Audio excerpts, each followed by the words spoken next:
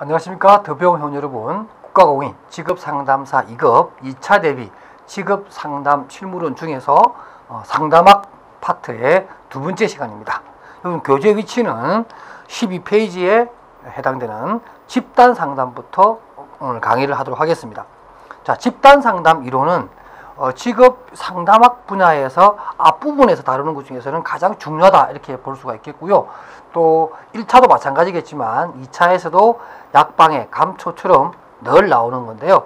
사실 과거에는 조금 어려웠던 난이도가 있는 문제라고 판단되었습니다만 지금은 하도 자주 나오고 또 그래서 수험생들이 또 염두에 두고 공부를 했기 때문에 어쩌면 조금 더 평이한 문제가 되어버린 이런 겁니다. 그래서 직업 상담과 관련된 집단 상담은 우리가 알아둘 것이 뭐냐면, 물론 집단 상담의 개념도 중요하지만 개념 그 자체가 문제가 나오기는 좀 어렵고요.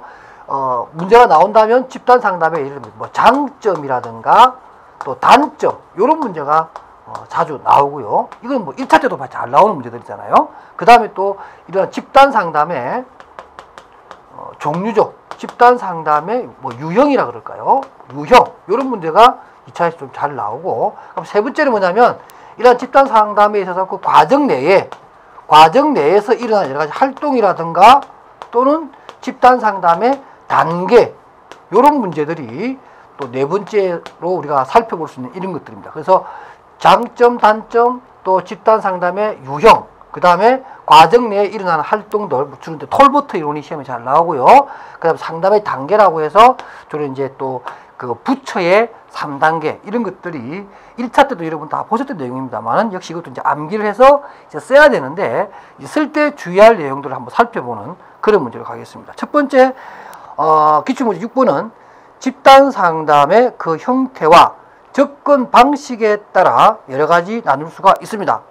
이러한 집단 상담의 형태 세 가지를 쓰고 각각 설명하시오. 이런 문제가 나왔는데, 자, 이렇게 문제가 딱 나오면 우리 수험생들이 굉장히 헷갈리는 거예요. 도대체 집단 상담의 예를 들면 내용에 따라서 분류를 하라, 또는 크기에 따라서 분류하라든가 아니면 목적에 따라서 분류하라든가 이렇게 딱 나오면 참 좋은데, 그게 아니라 형태와 또 접근 방식에 따라서 나누어 보랍니다.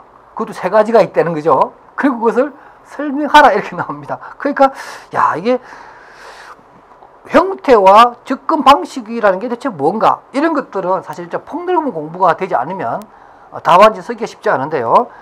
일단은 주어진 지문의 내용은 바로 형태와 접근 방식에 따른 분류를 묻는 거기 때문에 우리가 이러한 접근 방식으로 의해서 분류하는 방법의 세 가지는 구조화된 상담과 비구조화된 상담, 그 다음에 반구조화된 상담, 이렇게 세 가지로 나누는 게 일반적입니다. 그래서 첫 번째 보면 구조화된 집단 상담이라고 하는 것은 뭐냐면, 말 그대로 구조화니까 스트럭처가 되어 있는 거니까 어떤 특정한 주제와 목표를 가지고 또 과정 자체도 처음부터 다 세팅되어 있는 거예요. 그런 상태에서 집단 상담자가 주도적으로 이끌어가는 형태를 우리는 구조화된 집단 상담이라고 합니다. 전체 흐름이라든가 또 상담의 목적이라든가 이런 것들이 매 시간마다 다 특정한 활동을 또 정해놔 놓고 그 모듈대로 탁탁탁 움직이는 이런 것들이죠. 그러니까 우리가 일반적으로 고용센터나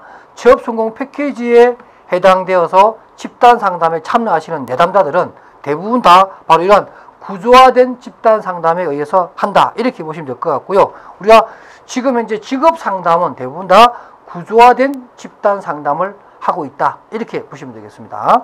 또 두 번째로 볼 수 있는 형태는 비구조화 집단 상담입니다. 이것은 구조화 집단 상담과 반대의 개념입니다. 다시 말해서 특정한 주제를 갖기보다는 자연스럽게 모여서 서로 간에 어떤 활동을 하면서 또 대화하면서 떠오르는 감정이라든가 기억이라든가 직업적인 경험이라든가 개인적인 개인사라든가 이런 것들을 나누면서 그 안에서 하나의 소주제를 찾는다든가 또는 솔직한 자신의 심정을 얘기함으로 해서 어떤 발생한 직업 문제에 대처할 수 있도록 해주는 이런 과정들입니다. 그러니까 좀 프리하게, 러프하게, 적극적으로 이루어지는 그러한 상담 내용이라고 볼 수가 있겠습니다. 그래서 예를 들면 대인관계 실험 상담이라든가 또는 감수성 훈련, 여러분 뭐 많이 들어보셨죠? 감수성 훈련, 그죠? 이러한 것들이 대부분 비구조화된 집단 상담이고, 또 그 예를 보면 제가 하나 이런 게 해놨습니다. 뭐 참만남 집단 이런 게 있어요. 실존주의 상담인데요. 어떤 참만남 집단을 이용한다든가 또는 T그룹이라고 해서 트레이닝 그룹이라고 하는 것이 있습니다. 그 다음 또 자조 집단이라고 해서, 뭐 자조 집단이라는 게 어떤 것들이냐면 예를 들면 이런 거죠. 뭐 금연 모임이라든가 단주회, 술을 끊자라고 하는 집단의 모임, 이런 거 있죠. 그죠? 그 다음 또 뭐 암 환자 가족 집단 모임, 뭐 이런 것들이 다 자조 집단에 해당됩니다. 이런 것들은 어떤 주제가 딱 정해져 있는 것이 아니라 어떤 자기의 심정이나 자기의 감정을 이렇게 얘기함으로 해서 그 가운데에서 하나의 주제를 찾아서 집단이 이루어져 나가는, 문제 해결을 공동으로 해 나가는 이러한 집단 상담을 비구조화 상담이라고 합니다. 그 다음에 세 번째는 반구조화 집단 상담입니다. 이것은 구조화와 비구조화를 합친 겁니다. 그래서 아주 핵심적인 내용, 반드시 다뤄야 될 문제라고 판단되는 것들은 사전에 구조화해 놓는 거죠. 핵심적인 내용은 구조화해 놓고 나머지 주변적인 얘기는 좀 프리하게 즉흥적인 어떤 떠오르는 주제를 가지고서 다루게끔 하는 이런 두 가지 형태를 같이 진행하는 거죠. 그래서 이 반구조화 집단 상담은 구조화와 비구조화 집단 상담의 특징을 하나하나씩 양쪽을 취해서 진행하는 그런 형태라고 볼 수가 있습니다. 좀 어렵나요? 그 다음 두 번째로, 만약에 이 문제가 목적에 따른 집단 상담의 유형을 쓰고 설명하라 이렇게 나왔다면, 제가 제시한 예를 들면 이제 성장 집단, 우리가 일반적으로 성장 집단이라는 것이 뭐 발달 단계에 있는 청소년 대상으로 하는 이러한 집단들 있죠. 그다음 두 번째가 교육 집단입니다. 가이던스, 우리 직업 상담도 여기에 속하는 겁니다. 직업 상담, 집단 상담도 가이던스, 교육 집단 형식으로 이루어지죠. 정보를 주고 선택을 하게끔 하고, 또 여러 가지 모르는 직업적인 문제에 대해서 잘 모르는 것들을 가르쳐 주기도 하고 제공하기도 하는 이러한 교육 집단이 될 수 있겠고요. 세 번째가 치료적 집단입니다. 뭐 임상적 단계에서 여러 가지 치료가 필요한 그러한 경우에 사이코, 우리가 보통 뭐라 그러죠? 뭐 사이코 드라마 같은 거 있잖아요. 그죠? 뭐 이러한 뭐 역할 연기라든가 이런 것들을 통해서 치료적 목적을 가지고 있는 집단 형태를 치료 집단 상담이라고 그러고요. 마지막으로 자조 집단, 제가 조금 전에 설명해 드렸죠.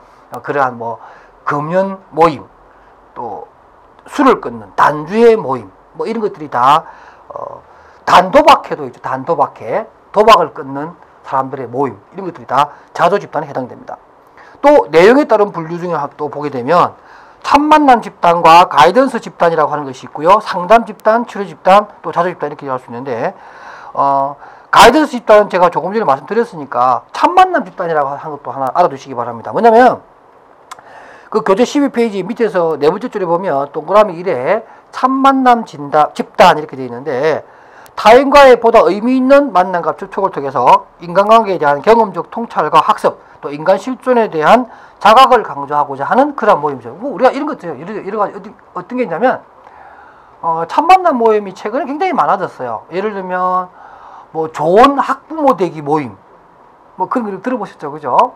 뭐 기왕에 세상 사는데 좀 더 의미 있고, 그죠? 또 보람이 있는, 또는 어떤 삶의 향기가 나는 웰빙스러운 그러한 삶을 살기 위해서 그러한 뜻에 맞는 사람들끼리 모여서 집단적인 어떤 형태로서 문제를 해결하기도 하고 자신들의 관심사를 풀어내는 이러한 집단을 우리가 참만남 집단이라고 하는데, 뭐 최근에 굉장히 많이 생겨나는 그런 집단이라고 할 수 있습니다.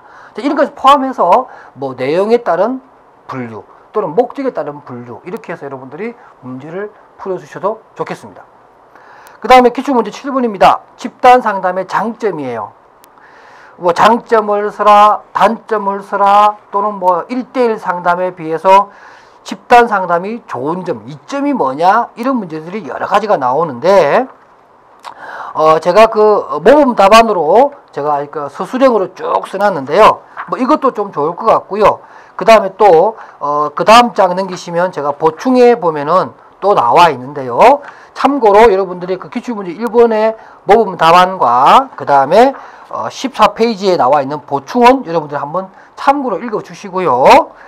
좀 더 간단하게 설명하기 위해서 제가 기출문제 8번에다가 집단 상담의 장점 3가지와 단점 3가지를 써놨습니다. 이것을 설명하면서 앞에 문제를 같이 한꺼번에 해결하는 식의 제가 설명을 해드리겠습니다. 일단 집단 상담이라고 하는 것이 가장 큰 장점은 바로 경제성입니다. 효과성이죠. 무엇보다도 한 사람의 상담자가 현실적으로 집단 상담 보통 2사람이 진행을 하는데요. 주 진행자와 보조 진행자 이렇게 하는데 또 취업지원 민간위탁 사업장에 가보면 제가 이제 개인적으로 연구 과제를 좀 받아가지고 다른 교수님들하고 한 2분이 3명이서 1년 전인가요 민간위탁 하는 정부로부터 민간위탁을 받아서 집단 상담을 진행하는 몇몇 기업체들을 사기업체들을 찾아가서 이제 점검도 하고 연계 방안 이런 것들을 연구하는 그런 과제를 수행하는 그런 시간이 있었는데 그때 가보니까 원래 이제 사업 지시서에는 대부분 2명의 상담자가 집단 상담을 진행하게끔 되어 있어요. 예를 들면 취업 성공 패키지 같은 경우에는 그렇게 되어 있는데 글쎄요 인원이 부족해서 그런지 모르지만 아니면 비용 때문에 그런지 모르지만 대부분 1명이 진행하고 있습니다. 어쨌든 1명이든 2명이든 적은 수의 상담자가 한꺼번에 많은 내담자를 상대하면서 문제를 풀어나가기 때문에 시간적으로나 경제적으로나 이런 면에서 굉장히 효율적이라는 거죠. 1대1을 상담해서 도저히 따라올 수 없는 장점 중에 장점입니다. 그래서 경제성과 효율성이 높다. 또 2번째는 자신의 문제를 객관화해서 볼 수 있다. 내담자의 문제죠. 내담자 스스로가 혼자 있을 때는 혼자만의 비교를 할 때는 뭐가 잘못되었고 뭐가 과하고 뭐가 부족하다는 것을 잘 모르는 그런 상태에서 자신과 유사한 문제를 안고 있는 여러 사람과 같이 집단적으로 활동하다 보면 자신의 문제를 객관적으로 볼 수 있는 그런 기회를 갖게 되고 자기 자신이 완전 무결해야 된다. 그 비합리적 신념이 대표적인 거죠. 완벽해야 된다라고 하는 그러한 자기만의 어떤 확신이 여러 사람과 비교해 봤을 때 내 생각이 너무 외골수다. 너무 한쪽으로만 좀 치우쳐지는 것은 아닌가. 내 생각이 너무 극단적이지 않는가. 이러한 것들을 느끼게 됨으로써 한마디로 요약하면 자신의 문제를 객관화해서 볼 수 있는 그리고 또 직면할 수 있는 용기를 갖게 하는 이러한 장점이 있다. 3번째는 대인관계 기술의 정진입니다. 우리가 직업 상담의 목적 중에 의사결정 능력을 키워주기도 하지만 또 직업이라고 하는 것은 혼자만의 일이 아니고 여러 사람과 타인과의 관계성에서 만들어지는 것들이죠. 그렇기 때문에 대인관계 능력이 반드시 필요한데요. 이러한 집단 상담을 통해서 자연스럽게 그 부분도 이루어지는 이러한 장점이 있습니다. 그러니까 집단 상담이 가지고 있는 여러 가지 장점이 있겠지만 딱 우리 교재에서 말하는 이 3가지만 머릿속에 딱 염두에 두시기 바랍니다. 그래서 경제성과 자신의 문제를 객관화하는 것, 대인관계의 정진이라든 그 외에도 있습니다만은 이 3가지만 여러분 꼭 기억해 주시고요. 그 다음에 이러한 장점에 비해서 또 단점도 적지 않이 있습니다. 많지는 않은데 한번 보자고요. 예를 들면 심층적 문제에 접근하는데 제한점이 있다. 집단 상담의 가장 큰 단점 중에 하나죠. 여러 그러니까 우리가 상담이라고 하는 게 내담자의 심적인 문제도 다루게 되고 아주 사적이고 개인적인 문제도 다뤄야 직업 상담이 좀 내실 있고 좀 충실한 그런 상담이 될 터인데 집단으로 이루어지게 되니까 개개인에 대해서 좀 심층적이고 개별적이면서도 세심한 접근이 좀 힘들죠. 그래서 어떤 참가자들한테 다 만족을 못 주는 이러한 단점이 생길 수도 있다. 이런 얘기가 되겠고요. 또 2번째로는 상담자의 역할이 분산된다는 거죠. 한 명의 상담자가 예를 들면 12명, 8명, 15명 이렇게 많은 사람들을 한꺼번에 케어를 하다 보니까 상담자 역할이 이렇게 촉진자도 돼야 되고요. 긴장 완화도 시켜줘야 되고 화제를 던져주기도 하고 출발자 역할도 해줘야 되고 여러 가지 그 전체적으로 그 집단이 가지고 있는 목적에 달성도 해야 되고 또 집단이 무너지지 않도록 유지해야 되는 기능도 있고 이런 것들을 하다 보니까 상담자 역할이 분산되어서 상담의 질적인 부분이 저하될 수 있다. 충분히 우리가 예상할 수 있겠죠. 그 다음 마지막으로 극단적 대인관계 부적응자에 대한 부적합성입니다. 그러니까 집단 상담이 가지고 있는 장점 중에 하나가 대인관계 능력을 정진시키는 이러한 장점을 가지고 있는데, 경우에 따라서는 어떤 내담자들은 그조차가 힘들다라는 거죠. 그러니까 다른 사람과 이렇게 같이 뭔가 활동한다는 것 자체가 굉장히 두려워하고 트라우마가 있다든가 아니면 어떤 성격적인 부분이 도저히 안 맞는 사람이 있어요. 근데 이런 사람들을 억지로 그 집단 속에 집어넣게 되면 우리가 시체말로 뭐라 그러죠? 그 사람 두 분 죽이게 되는 거죠. 그죠? 이런 것들은 피해야 된다는 거죠. 그러니까 지극히 대인관계에서 좀 뭐랄까 힘들어하는 분들한테는 이 집단 상담이 별로 적합하지 않다. 이렇게 우리가 그 단점을 얘기할 수가 있습니다. 그래서 장점 3가지와 단점 3가지 꼭 기억해 두시기 바랍니다. 이어서 기출문제 9번을 설명드립니다. 집단상담 구성원의 구성문제, 요령 및 조건에 대해서 설명하시오. 이렇게 뭐 논하시오. 과거에는 논하시오라고 해서 굉장히 큰 답을 원했던 그런 문제가 출제되곤 했는데, 지금은 이렇게까지는 나오지는 않고요. 보통 설명하라 뭐 이렇게 되어 있습니다. 간단하게 설명할게요.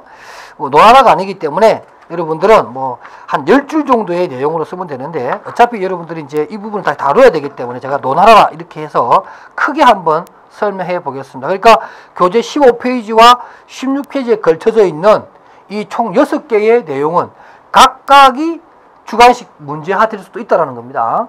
첫 번째, 집단의 준비와 구성은 어떻게 할 것이냐. 거기 보게 되면 일단은 우리가 준비할 때는 내담자를 어떠한 내담자로 할 것이냐. 그러니까 대상자별로 남성, 여성, 뭐 경단 여성, 장애인, 청소년, 뭐 비자발적 실직자 또는 제대 군인, 뭐 공무원, 일반 금융권, 하이트칼라, 블루칼라, 뭐 여러 가지 우리가 직업 상담과 관련된 대상자를 우리가 구분할 수가 있어요. 이런 대상자를 딱 선정을, 예를 들면 뭐 제대 군인 12명, 경단 여성, 경력 단절 여성 12명 이렇게 딱 정해놔놓고, 그럼 집단의 크기를 뭘로 할 것이냐? 12명이냐? 14명이냐? 8명이냐? 또는 몇 회기로 할 것이냐? 3회차로 할 것이냐? 5회기차로 할 것이냐? 예를 들면 우리가 집단 상담과 관련된 대표적인 것들이 이제 성취 프로그램이라고 하는 것이 있어요. 고용노동부에서 하는 거. 그 다음에 또 뭐 취업희망, 그 다음에 청년층 대상으로 하는 캡, 그 다음에 또 청소년 대상으로 하는 또 올라 프로그램, 이런 것들은 대부분 4회기, 그 4일차 또는 뭐 5일차 이렇게 돼 있어요. 바로 그러한 것들을, 이게 다 구조화된 집단 상담이기 때문에 미리 이제 그렇게 딱 회기가 정해져 있고요. 그 다음에 한 번 했을 때 몇 시간 할 것이냐, 또는 어떠한 곳에서 어떤 식으로 진행할 것이냐, 필요 장비는 뭐며 설비는 뭐가 있는가, 이런 것들을 준비하는 그런 것이 필요하겠고요. 또 집단 구성원의 선정도 굉장히 중요합니다. 여러분들 15페이지 그 집단 구성원의 선정이 있잖아요. 그죠? 요거 별표하시기 바랍니다. 거기 보면 이렇게 나와요.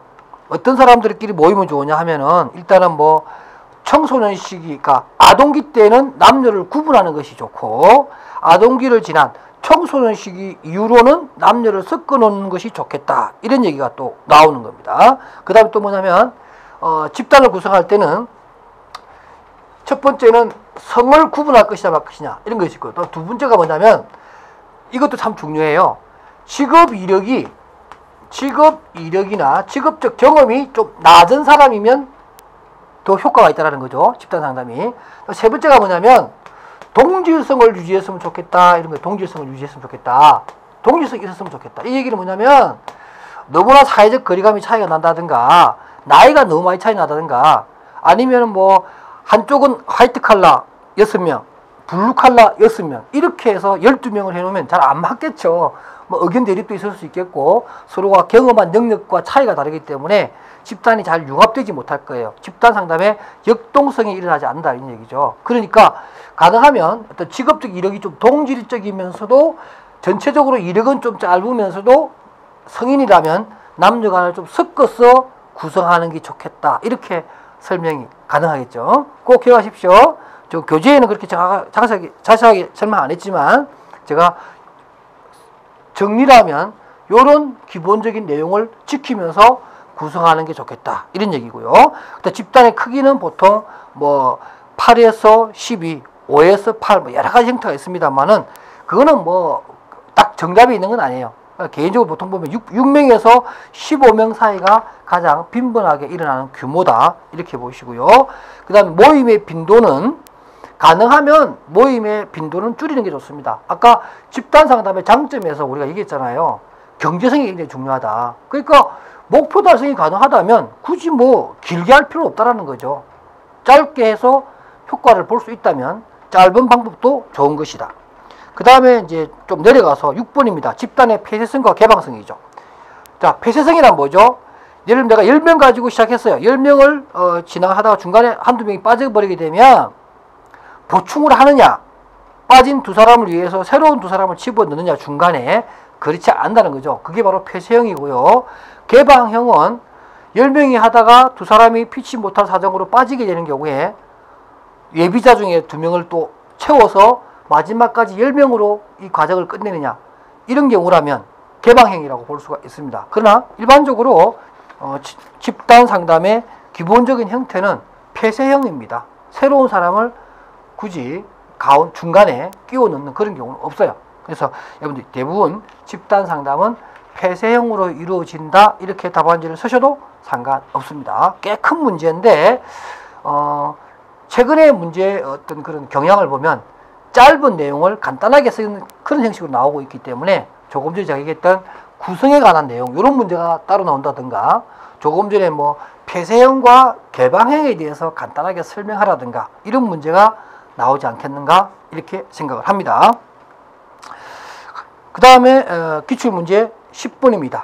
부처라고 하는 사람의 집단 직업 상담 3단계를 논하시오, 설명하시오 하는 문제입니다. 뭐 여러 번 나왔던 문제니까 이것을 사실 여러분들 외우는 겁니다. 이거는 이해하는 게 아니고 그냥 외우시기 바랍니다. 그래서 한 장 넘기시면 부처의 집단 직업 상담의 3단계는 저는 탐전행, 이렇게 외웁니다. 그래서 탐색, 전환 또는 전이 단계라고 하는데요. 일반적인 명칭은 전환 단계입니다. 그래서 탐전행, 이렇게 외우시고요.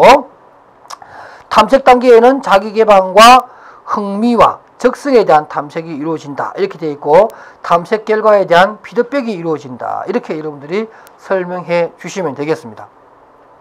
그 다음에 전환 단계에서는 집단 구성원들의 자기 지식을 직업 세계와 연결하고 가치관의 변화를 꾀해서 변한 그 가치관에 맞는 여러 가지 정보를 제공해 줌으로 해서 자신의 가치와 또 주어진 정부와의 어떤 관계의 피드백을 통해서 불일치를 해결하게 되는 이런 단계를 전환 단계라고 하고요. 마지막 단계에서는 행동 단계입니다. 그러한 과정을 거쳐서 목표를 설정하게 되고, 또 그러한 목표 달성을 위해서 필요한 정보를 추가적으로 수집하고 서로 공유하는 이러한 내용들의 행동을 옮기는 단계, 바로 그게 행동 단계다, 이렇게 보시면 되겠습니다.